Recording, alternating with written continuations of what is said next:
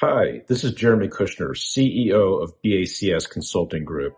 Today I'm going to speak to you about something I'm nearly certain all of you are exhausted hearing about, and that is passwords. However, I get asked time and time again from people that I know or even strangers when they hear what kind of industry I work in, what to do about the password problem. Please stick around if you'd like to learn more.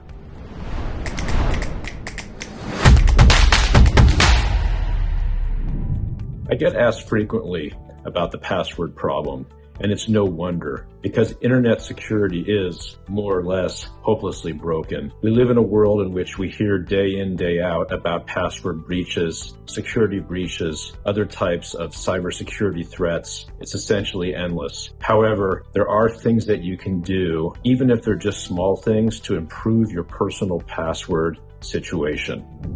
The first thing you should do, and probably the most critical, is start using a password manager. This is much better than, for example, writing your passwords down on a list that you store underneath your keyboard, or on Post-it notes, which you post to your monitor or your wall, or things that you put on notes on your cell phone. It's also better than using the names of your kids, your pets, other things along those lines. You've probably heard about some recent security breaches with some password managers. However, this is still going to get you to a better place than not using one at all. Or, as I mentioned prior, using passwords which can be very easily breached.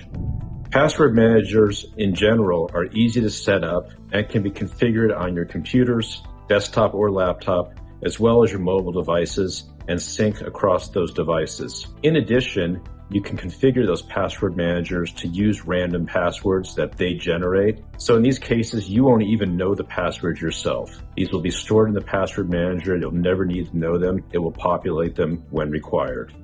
The second critical thing to do, and you should definitely focus on doing this for any key websites which store financial information, such as banks or investment accounts, is enable two-factor authentication. Yes, it's more of a pain to enable accounts with two-factor authentication. It makes the login a little bit more tedious, but it creates a lot more security.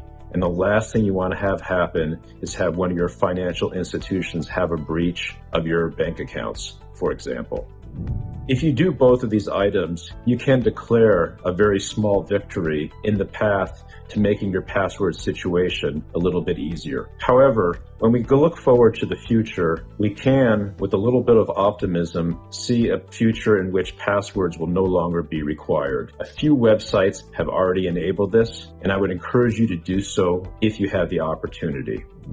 The way that these passwordless websites work is you actually disable the password option, and then when you log in using your username, it will then ask you for an authenticator code, which is created on your mobile device. You put the authenticator code in, it logs you in, no password is ever required. At the moment, there's only a handful of sites that allow you to do this, Microsoft being one of them on some of their email accounts, for example. However, this is going to become more and more prevalent in the future, and I encourage you to use it wherever possible. This is one small step in eliminating passwords in the future.